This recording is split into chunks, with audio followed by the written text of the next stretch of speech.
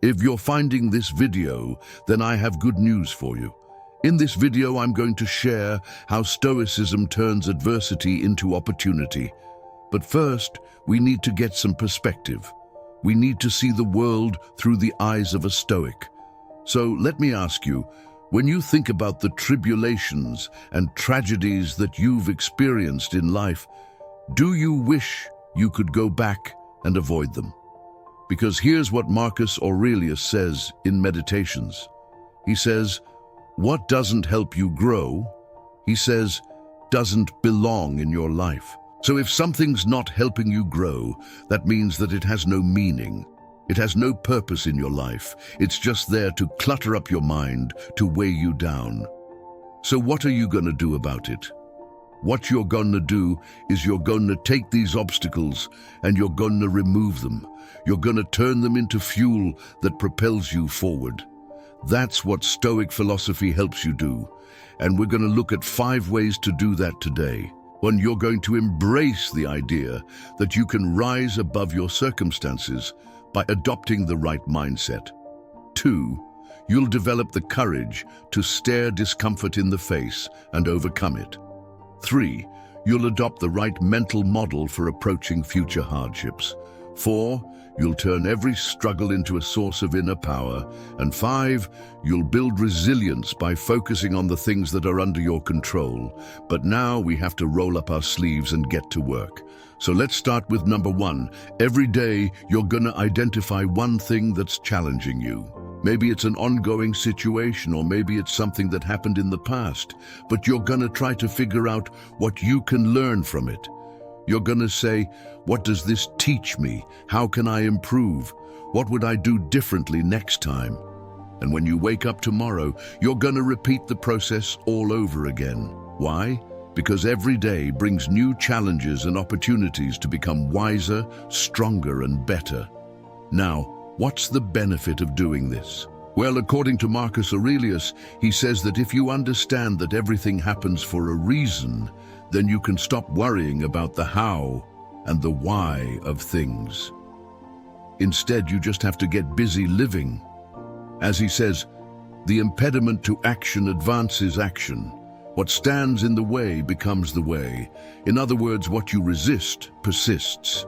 These problems, these setbacks, these tragedies, they don't just go away because you ignore them. They only get worse.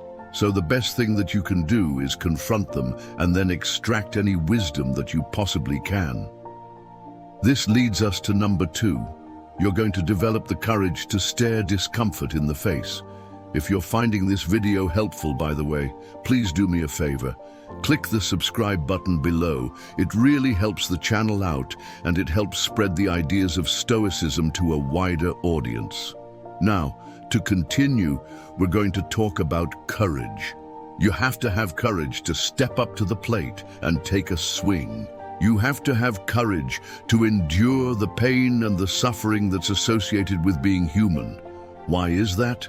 Because as Epictetus said, he who is not courageous enough to take risks will spend his life running away from opportunities. You can run and hide all you want, but eventually you're gonna have to face your demons. So you might as well do it now, when you have the opportunity to learn and grow. This is what Zeno said. He said, every time you're tempted to be mediocre, think of excellence as a viable alternative. When you reframe mediocrity as a choice, you stop seeing excuses as reasons.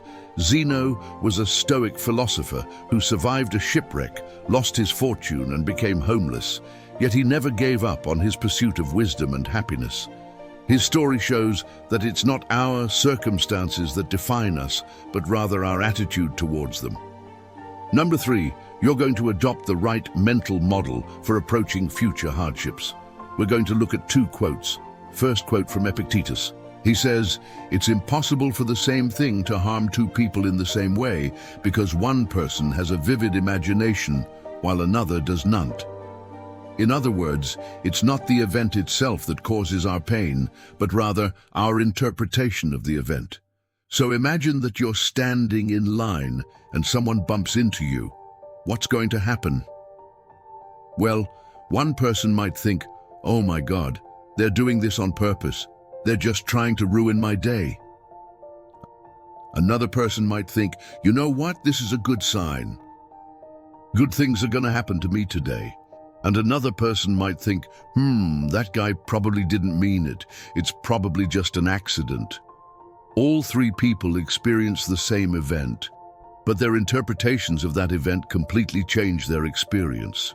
So here's the mental model you want to adopt. You want to reframe negative thoughts into constructive insights. You've probably heard the serenity prayer, right? God, grant me the serenity to accept the people I cannot change, courage to change the one I can, and wisdom to know the difference. This is what a Stoic does. A Stoic asks questions like, is this something I can control? Is this something that's up to me?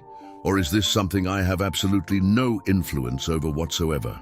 Once you have clarity about that, you can decide how to respond accordingly.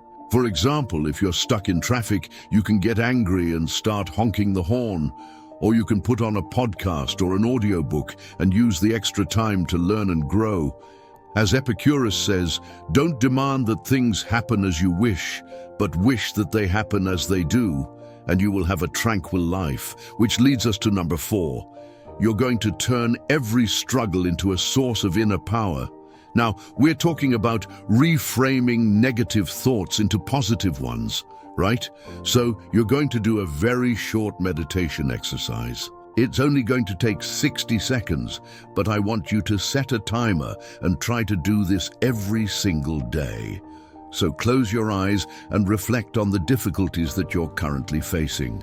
Take a deep breath and acknowledge them without judgment. Remind yourself that these struggles are a natural part of the human experience.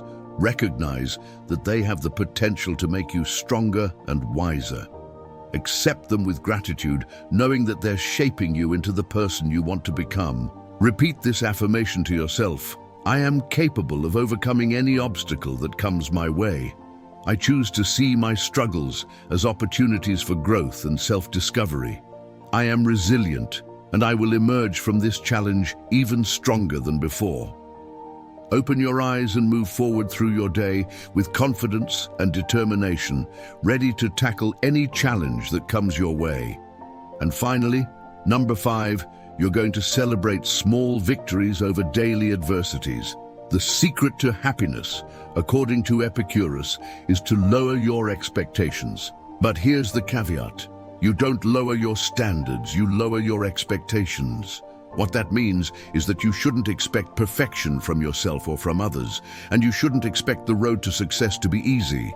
But what you should do is maintain high standards for yourself and maintain a willingness to endure hardship to achieve your goals. So here's how you do that. Every night before you go to bed, you're going to think about all the things that you had to endure throughout the day. Maybe it was the rude comment from a coworker. Maybe it was the traffic on the way home. Maybe it was the fight that you had with your spouse.